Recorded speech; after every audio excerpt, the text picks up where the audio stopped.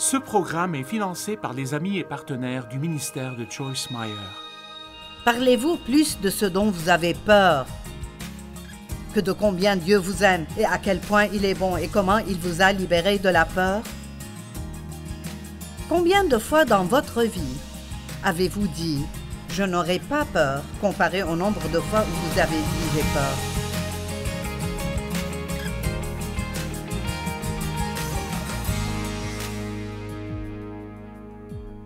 Bienvenue à vivre pleinement votre vie de tous les jours. J'apprécie vraiment que vous preniez ce temps pour être dans la parole de Dieu et pour ouvrir votre cœur et me laisser vous enseigner la parole de Dieu. Hier, j'ai commencé à enseigner sur les pensées puissantes et je vais continuer cela aujourd'hui et même peut-être demain. Et nous mettons les gens au défi de méditer pendant un mois, de laisser devant eux et de déclarer à voix haute celle de ce mois-là. La première était « Je peux faire tout ce que je dois faire à travers Christ qui est ma force ». Si vous pensez que vous ne pouvez pas le faire, vous ne pourrez pas le faire. Donc, au lieu de simplement penser à tout ce qui vous passe par la tête, apprenez à penser comme Dieu pense, ce qui signifie que vous devez connaître la parole de Dieu parce que la Bible est vraiment la pensée de Dieu.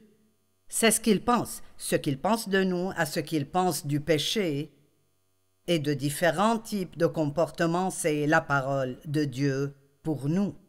Et plusieurs fois dans la Bible, nous sommes mis au défi et encouragés à méditer sur la parole de Dieu. Et méditer signifie penser à quelque chose encore et encore. Si vous savez comment vous inquiéter, vous savez méditer. Parce que lorsque vous vous inquiétez, vous continuez à penser à la même chose encore et encore et encore. Eh bien, disons que l'inquiétude vient et vous y pensez. Vous avez la capacité, et cela peut être une nouvelle pensée, mais dites « Non, je ne penserai pas à ça ». Et au lieu de cela, vous pouvez dire « Oui, j'ai un problème, mais Dieu est de mon côté, il m'aime et il s'occupera de moi. Je crois que Dieu fera en sorte que tout marche. » Et puis l'inquiétude revient, et puis vous dites non, Dieu m'aidera, il est de mon côté, Dieu m'aime, je peux faire tout ce que je dois faire, tout va aller pour le mieux. Et ensuite, le diable dira, eh bien, tu ne peux pas supporter ça.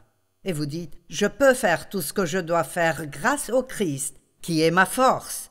Maintenant, cela peut vous sembler très étrange. Vous pourriez même être chrétien et n'avoir jamais entendu cela. Mais la Bible dit dans Romains 4, 17 que nous servons un Dieu qui appelle ce qui n'existe pas comme s'il existe déjà. Et David a dit dans les psaumes, « Je veux proclamer le décret. » Et un décret est quelque chose d'écrit. Et proclamer signifie que vous ouvrez la bouche et vous le dites.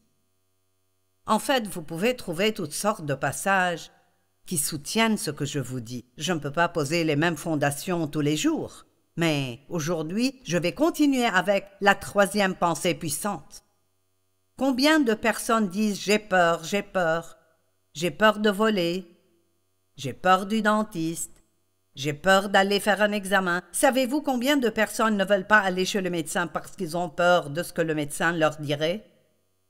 Ce qui est en fait stupide parce que si quelque chose ne va pas en vous, plus vous le découvrez tôt, plus vous pourrez y remédier. Il y a des gens qui meurent tôt parce qu'ils ne veulent pas aller chez le médecin et ils ne savent pas que quelque chose ne va pas jusqu'à ce qu'il soit trop tard.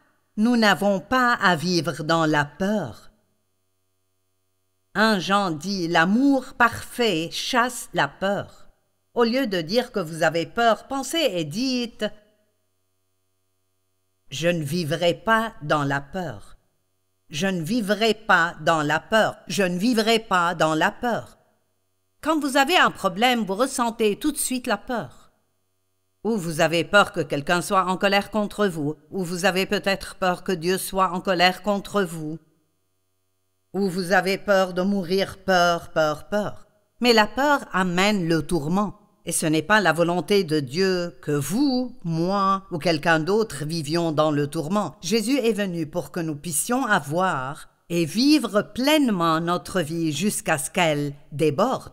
Et donc vous pouvez penser et dire « La peur apporte le tourment et je refuse d'être tourmenté. Je ne vivrai pas dans la peur. Apprenez à être plus conscient de l'amour de Dieu que de vos peurs. Maintenant, 1 Jean 4, 16 à 19 a en fait été l'un des passages dans ma vie et dans ma marche avec Dieu qui ont vraiment changé ma vie.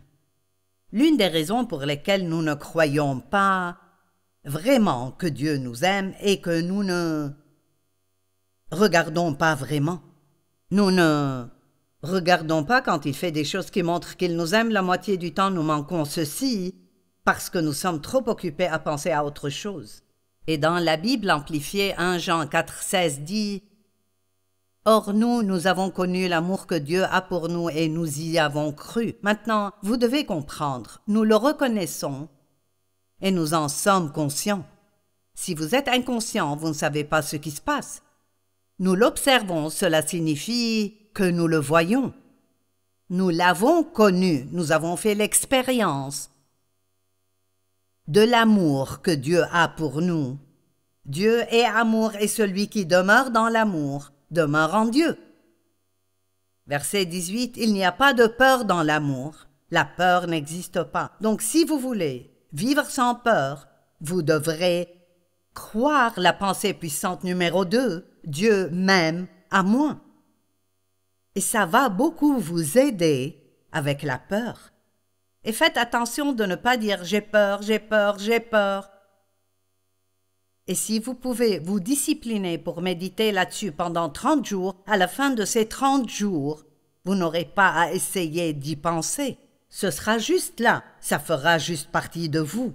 On dit qu'il faut 30 jours pour prendre ou briser une habitude. Je ne sais pas combien de jours ça m'a pris, car je pensais tellement de mauvaises choses sur moi-même et j'avais tellement de peur qu'il m'a fallu environ 1 an à méditer sur l'amour de Dieu avant de le croire. Mais maintenant, ça fait 40 ans que je profite du fait que Dieu m'aime. Et alors, peu importe le temps que ça prend, tant que vous obtenez la liberté, tant que vous restez en esclavage, vous serez malheureux. Mais à chaque fois que vous dites « je n'aurai pas peur », ça cache dans votre cerveau une de ces fois où vous disiez « j'ai peur ». À chaque fois que vous faites du bien, cela annule un mal. Ainsi, juste au moment où vous faites quelque chose de mal, le Saint-Esprit vous le rappellera. Vous pouvez écrire ce passage, le mettre sur votre tableau de bord ou le mettre sur votre frigo, ça vous aidera à vous en souvenir. Et quand vous le voyez, dites « je ne vivrai pas dans la peur ». La peur ne vient pas de Dieu, elle apporte le tourment. Et Jésus n'est pas mort pour que je sois tourmenté. Vous pouvez prendre cette pensée puissante et y ajouter. Ne vous arrêtez pas à « je ne vivrai pas dans la peur ». Vous pouvez aller de l'avant et ajouter à cela.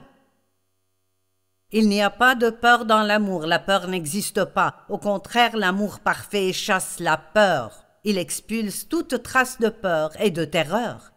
Puis il continue en disant « Celui qui éprouve de la peur n'a donc pas encore grandi dans la perfection de l'amour. » Donc, si j'ai peur, ça veut dire que j'ai encore à mûrir, parce que Dieu ne veut pas que nous vivions dans la peur. Nous l'aimons parce qu'il nous a aimés en premier. Parlez-vous plus de ce dont vous avez peur que de combien Dieu vous aime et à quel point il est bon et comment il vous a libéré de la peur? Combien de fois dans votre vie avez-vous dit « je n'aurai pas peur » comparé au nombre de fois où vous avez dit « j'ai peur ». Oh, je pense que j'ai attiré l'attention de quelqu'un. Je répète, combien de fois dans votre vie avez-vous dit « je n'aurai pas peur » par rapport au nombre de fois où vous avez dit « j'ai peur ». Je peux le sentir. Quelqu'un dit « oh mon Dieu, pas étonnant que j'ai un problème ». Mais vous pouvez changer ça. Vous pouvez le changer. Dieu ne nous laisse jamais sans réponse. Dès que vous commencez à faire les choses à la manière de Dieu, vous commencerez à obtenir les résultats de Dieu. La foi est un don de Dieu, et nous l'avons tous. Tout homme a reçu une mesure de foi. Nous avons tous la foi nécessaire pour faire ce que Dieu nous demande de faire. Et la foi est la seule chose qui vainc la peur. Nous disons des choses comme « Quand la peur frappe à votre porte, envoyez la foi y répondre et elle s'enfuira. » Parce que la peur ne peut pas exister là où il y a la foi. La peur ne peut être vaincue que par la foi. Les experts en santé mentale, c'est vraiment drôle, tout est nouveau pour eux. Nous venons de découvrir quelque chose d'incroyable, c'est la thérapie d'exposition. Ils disent aux gens qu'ils peuvent se libérer de la peur en s'exposant petit à petit à ce dont ils ont peur. Mais devinez quoi? C'est dans la Bible depuis des milliers d'années. J'enseigne depuis probablement 20 ans un message appelé « Faites-le malgré la peur ». Je dis tout le temps aux gens, la seule façon de vaincre la peur est de faire ce dont vous avez peur. Cela ne veut pas dire que si vous avez peur des eaux profondes, vous devez sauter du haut d'une falaise, mais disons que vous avez peur de voler, mais vous devez vraiment pouvoir voler parce que vous perdez des heures sur la route alors que vous pourriez prendre l'avion ou vous ne prenez pas des vacances que vous aimeriez prendre. Si c'est quelque chose que vous croyez que Dieu veut que vous fassiez, alors, même si vous devez le faire en tremblant et en suant, en frémissant, faites-le. Et plus vous le faites, plus vous réaliserez que cette peur était un mensonge et qu'elle vous gardait dans l'esclavage. Et je connais une femme comme ça dans le domaine des voyages en avion. Son mari voyage beaucoup et elle ne pouvait jamais l'accompagner parce qu'elle avait peur de voler. Et maintenant, ils partent partout ensemble parce qu'elle a appliqué ce principe. La première fois, c'était difficile, la deuxième fois aussi, mais chaque fois que vous le faites, ça devient un peu plus facile. Les experts parlent aussi de ce qu'on appelle la thérapie cognitivo-comportementale. Mais Dieu m'enseigne la thérapie comportementale depuis 45 ans. Et la façon dont il l'enseigne est à l'envers. Ils disent que si vous souffrez de TOC, de troubles obsessionnels compulsifs, ça vous contrôle avec vos pensées incessantes. Ça veut dire s'ils peuvent contrôler leur comportement, ils contrôleront leurs pensées. Mais Dieu dit le contraire. Si vous contrôlez vos pensées, vous contrôlerez votre comportement. J'aime tous ces experts. Je ne sais pas ce qui vous qualifie pour être un expert, mais je vous le dis, très souvent, ils n'ont pas raison. Proverbe 23:7. L'homme est comme les pensées de son âme. Vous pouvez faire ce que vous pensez pouvoir faire, à moins que ce soit quelque chose que Dieu ne veut pas que vous fassiez. Mais si c'est quelque chose que Dieu veut que vous fassiez et vous pensez que vous ne pouvez pas le faire, vous pourrez le faire. Mais si vous pensez que vous ne pourrez pas le faire, alors vous ne pourrez pas le faire. Croyez toujours que Dieu est avec vous quoi qu'il arrive. Quand Dieu dit « n'ayez pas peur », la seule raison qu'il nous donne de ne pas avoir peur est « car je suis avec vous ». Je vais vous donner certains domaines communs de peur auxquels nous devons résister. La peur de l'homme, ce qu'il pense, dit et fait, son rejet ou son approbation, et quand on y pense, peu importe. Si quelqu'un pense du mal de moi, est-ce que ça va? Est-ce que ça doit faire une différence dans ma vie? Pas vraiment. Je crois juste que tout le monde m'aime. Vous direz c'est impossible. Peut-être, mais ça me rend heureuse de juste croire que c'est le cas.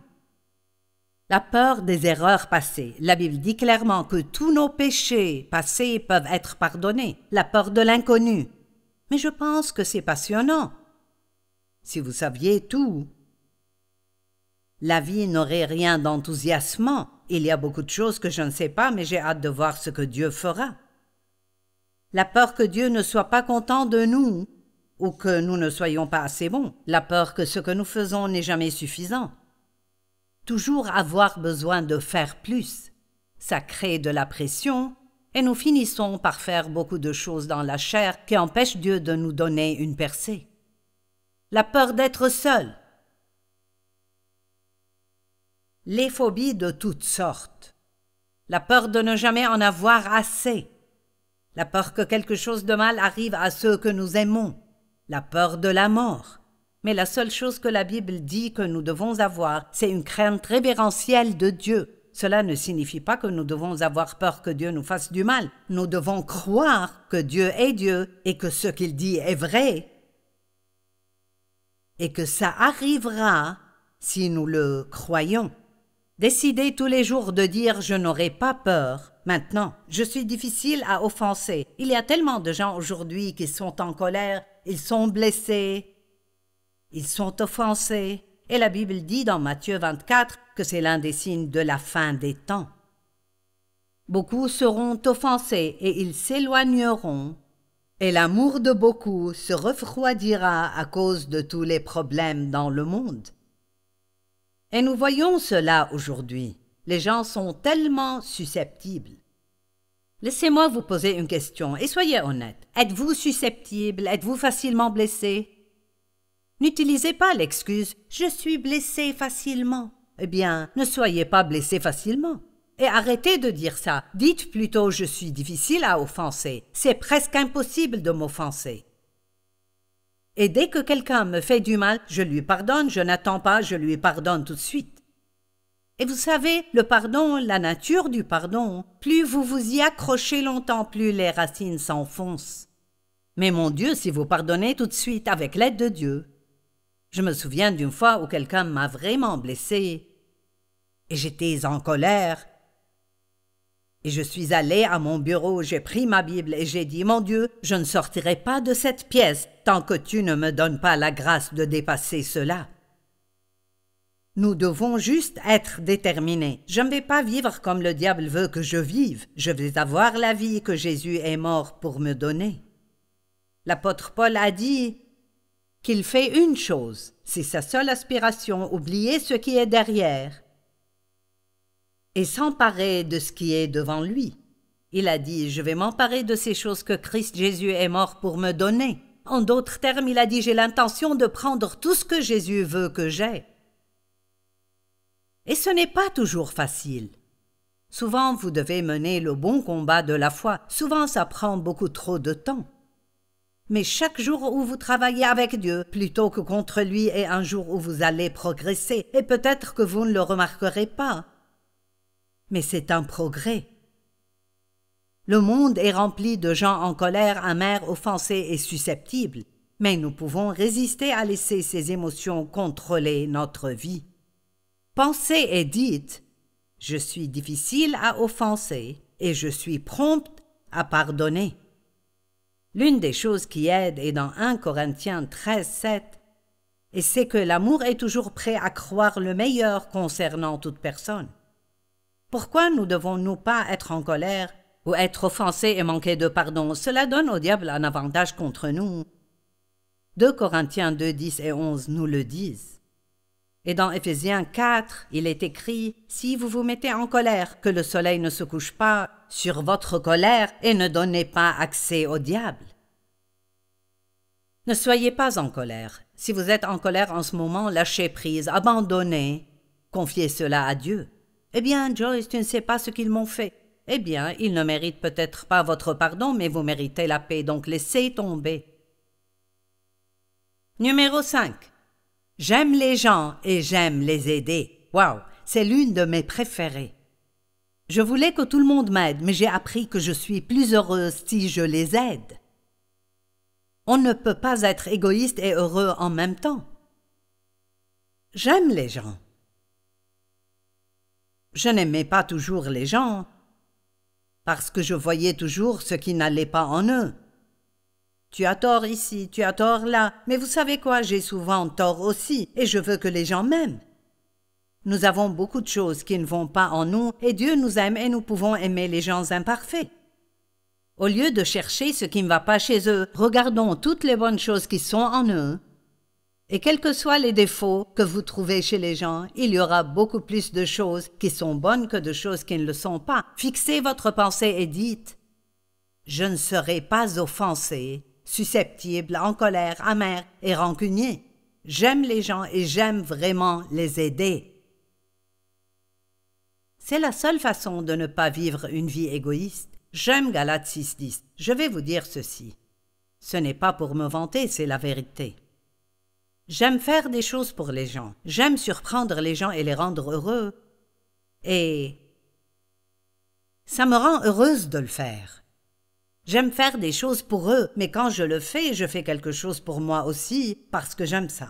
Maintenant, donner est l'un des dons spirituels que Dieu donne à certaines personnes, et je pense que c'est l'un des dons que j'ai parce que j'aime vraiment. Et dans Galates 6:10, il est écrit que nous devons pratiquer le bien envers tous, et surtout envers les frères dans la foi. Eh bien, pratiquer veut dire que notre pensée est pleine. Nous pouvons avoir la pensée pleine de façon d'être une bénédiction. Avez-vous déjà pensé à cela? Pensez simplement. Maintenant, qui vais-je rencontrer aujourd'hui? Et que puis-je faire pour être une bénédiction pour eux? Qu'est-ce que j'ai que je pourrais leur donner? Ou que puis-je leur dire qui les aidera à se sentir mieux? Fixez votre pensée à l'avance avant de sortir, que vous ne serez pas râleur, vous ne passerez pas la journée à critiquer, mais que vous allez, en fait, aimer les gens et être une bénédiction. Vous les édifierez spirituellement, vous les encouragerez dans leur cheminement dans la vie. Pensez et dites « Je ne suis pas égoïste, j'aime les gens et j'aime vraiment aider les gens. » Essayez cela pendant 30 jours et voyez à quel point cela vous changera. Être aimé nous rend heureux, mais aimer les autres nous rend encore plus heureux. J'aime ça. La chair est avare et gourmande. Et les deux seules choses qu'elle dit, c'est plus maintenant. Pas de patience, je le veux maintenant. Qu'importe ce que j'ai, j'en veux plus. Mais nous pouvons marcher dans l'esprit et non pas dans la chair. 1 Jean 3,14 dit « Nous savons que nous sommes passés de la mort à la vie, parce que nous aimons les frères. » N'est-ce pas merveilleux? Nous sommes dans la mort tant que nous n'aimons pas les gens. Pas comme ne pas respirer, mais vous n'êtes content de rien. Mais quand vous aimez les gens, allez, soyez honnête, combien vous concentrez-vous sur vous-même comparé à ce que vous pouvez faire pour les autres? Combien de fois vous mettez-vous en colère parce que quelqu'un n'a pas fait quelque chose pour vous? Mais au lieu de faire cela, vous pouvez penser à quelque chose que vous pouvez faire pour eux. Le monde dans lequel nous vivons serait totalement différent si les gens faisaient plus pour les autres. Numéro 6. Faire confiance à Dieu. Je fais confiance à Dieu et je n'ai pas besoin de m'inquiéter. Nous passons beaucoup de temps à nous inquiéter. Dans le monde d'aujourd'hui, il y a quelque chose dont vous pouvez vous inquiéter toutes les 5 minutes. Mais vous pouvez arriver au point où vous dites simplement « Je ne vais pas m'inquiéter pour ça, c'est inutile ». L'inquiétude change-t-elle quelque chose dans votre vie? Est-ce qu'elle fait quoi que ce soit de bon? Non, bien sûr que non. Mais la confiance en Dieu apporte la paix dans notre vie. Si votre esprit reste tourné vers Dieu, il vous gardera dans une paix parfaite. Confie-toi en l'Éternel de tout ton cœur et ne t'appuie pas sur ta sagesse. Reconnais-le dans toutes tes voies et il aplanira tes sentiers. L'Ancien Testament et le Nouveau Testament nous enseignent de ne pas nous inquiéter. Oh oui, le diable jettera toutes sortes de pensées d'inquiétude dans votre esprit. Mais là encore, vous pouvez les rejeter. Je ne vais pas penser à ça, je rejette cela. J'ai décidé que je vais penser à quelque chose de bon. Je ne sais pas quand Dieu résoudra mon problème, mais je suis content qu'il s'en occupe et pas moi. Et je suis tellement heureuse. Il m'a fallu beaucoup de temps pour apprendre cela parce que j'étais une personne très soucieuse. Et je voulais toutes les réponses et je voulais savoir. Ce n'était même pas suffisant pour moi de savoir que Dieu allait m'aider, je veux savoir quand et comment il allait m'aider.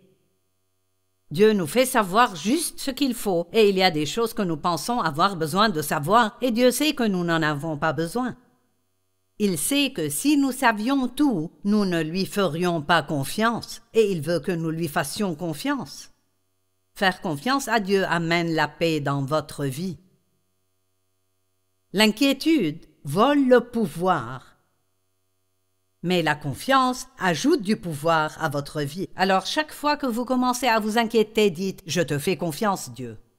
Je ne m'inquiéterai pas, je n'aurai pas peur. Je sais que ceci tournera pour mon bien. Je ne sais pas ce que tu vas faire, mais je sais que tu vas faire quelque chose. Vous pouvez vous inquiéter ou vous pouvez adorer, et l'adoration gagne toujours.